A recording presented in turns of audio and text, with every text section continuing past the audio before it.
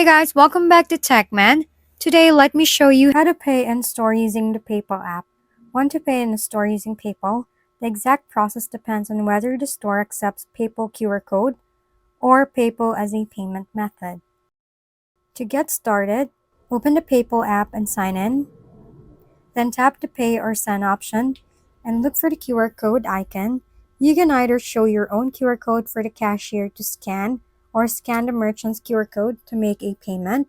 Once you enter or confirm the amount, review the details and complete the transaction.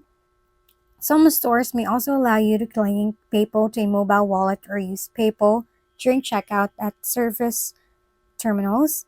If you don't immediately see the QR code option, make sure your app is updated to the latest version.